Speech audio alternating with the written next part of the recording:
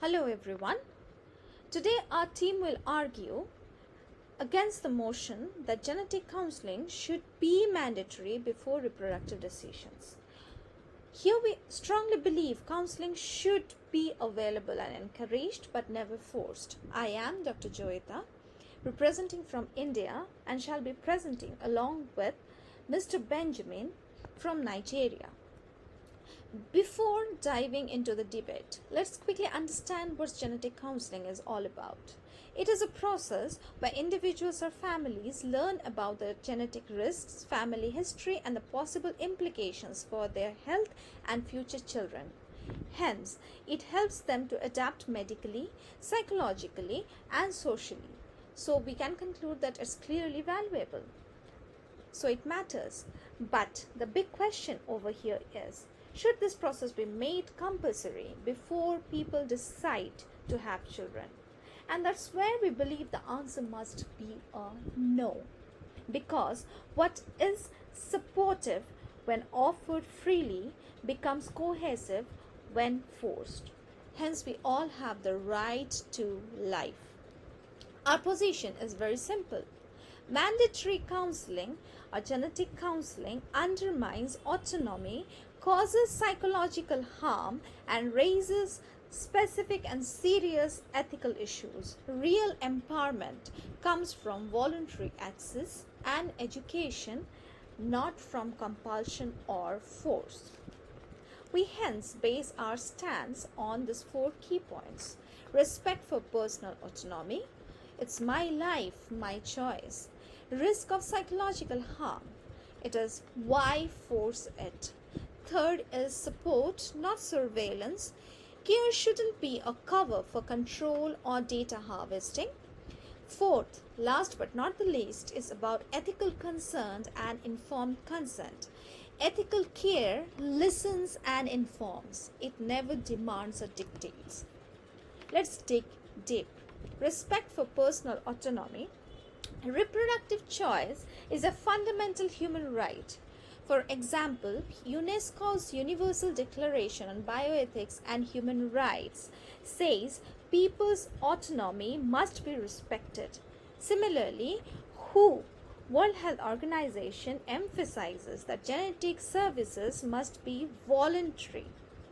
Forcing people into sessions breaks this principle. Risk of psychological harm. Mandatory counseling induces anxiety and undermines well-being. Research shows mandatory counseling or mandatory systems causing higher level of anxiety. In fact, several studies have shown that compulsory protocols reported 32% of higher rates of anxiety and guilt than voluntary cohorts.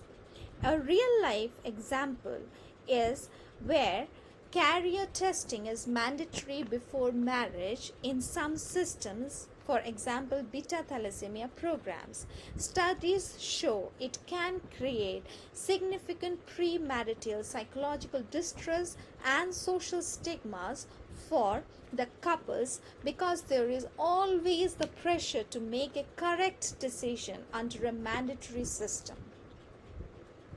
Third, support, not surveillance. Preventing the exploitation of counseling for data extraction.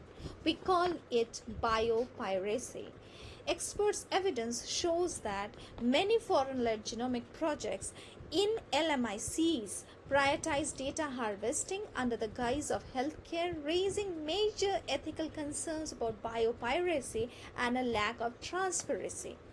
There are numerous articles that has been published on the power imbalance in global research. Many companies, whether health initiatives, are basically a mission of data collection, where their notion is profit first, health second. One of such examples is the Ugandan genomic data export controversy, where samples and data were exported for research without clear community engagement or agreements on how the data would be used and who would benefit. Fourth, ethical consent and informed consent, honoring cultural diversity and true informed consent. The expert evidence says about the nullified Council of Bioethics, which reports on genetics testing, emphasizing that ethical practices requires cultural humanity and adapting approaches to ensure that the whole of the community has been served. Papers or arguments have been given by Middleton and her team, which argues that informed consent is a process, not a mere form, and is impossible to achieve in a mandatory system where participation is not freely chosen. Hence, we need to embrace cultural diversity. Our rebuttal over here against the opposing teams are against informed decision making. Coercion prevents true consent. Here they argue that mandatory counseling ensures informed consent. But here's the problem.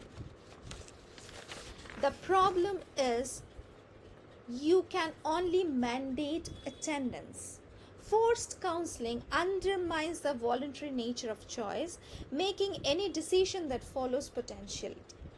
The evidence has been given by Middleton, where mandatory attendance savors this link, leading to disengagement, lower retention of information, and resistance, ultimately failing its educational purpose. Second, against prevention of disorders. We should all know knowledge is not equal to prevention. Here they argue that mandatory counseling prevents disorder, but knowledge doesn't always equals prevention. For instance, research shows how framing of risk changes people's choice. A 25% chance of having an affected child by some genetic disorder sounds very, very, very different from a 75% chance of having a healthy and unaffected child. Parents hence offer perceived risk of binary ways. Either it will happen to them or not. And sometimes knowledge adds new burdens. Take amniocentesis, a prenatal procedure, as we have all talked about. Yes, it provides information, but it also carries a small risk of miscarriage. So knowledge comes with trade-offs, not guaranteed prevention. So poor retention of information. There have been studies which have been taking place for polycystic kidney disease found how most tested poorly on their knowledge of the genetics of PKD even after counseling. Third, public health benefit. But then its increased cost and stigmatization is what we argue. Our rebuttal is this mandate would likely increase healthcare costs, unnecessary follow-ups, management of psychological distress in unwilling participants, and the administrative costs of enforcement as well. Genetic programs can create stigma and increase disparities and has been becoming a net burden on the system. Fourth is against ethical responsibility. The greater ethical duty is to autonomy. Our rebuttal is the highest ethical duty is to avoid coercion. The right not to know is a fundamental part of the person's liberty as well. There are various evidences and articles that have been presented and which argues that while a patient's right not to know is also their right to. The main points are the conflict, that is obligation to know. The conclusion, that is right to refuse that information. I don't want that information. I don't want to know what is going to happen. I don't want to know what is going to happen to my child. The key difference is the right is about your freedom to choose what you want to hear from your doctor. The obligation is about your moral duty to society. You might have both at the same time, and sometimes you might choose to exercise your own right way that goes against your obligation. In a nutshell, we can say that the system should protect your right to choose what medical information you receive, even if you sometimes make the selfish choice for yourself. Fifth is against global precedent. Their success is based on coercion. Rebuttal from our end is programs in other countries are not models to follow. They're just cautionary tales. Their high compliance rate are often achieved through significant social, religious, or legal pressure, not through voluntary and informed choice. One's model cannot be a model for a different country as well, because there are evidences where there are different concepts of health in different community. Health is often viewed as the mere absence of symptoms, making them pre-symptomatic. There are attributions of illness cause where they say that the cause of many genetic disorders are because of supernatural forces, fate, or form of punishments for the past wrongdoing. There are religious and philosophical objections to procedures like amniocentesis or even blood draws in various communities like Taoist or naturalist belief. Prenatal counseling taboos. There are taboos or reluctance to engage in prenatal counseling due to the belief that discussing negative potential outcome like diseases during pregnancy can cause those bad outcomes to what is going to happen. Differential burden of responsibility. There have been cases where women, particularly new immigrants to a family, are often held solely responsible by their spouses or by their in-laws once they come to know about the poor pregnancy outcome. Collectivist decision making, we think it to be some kind of paranoia in some societies.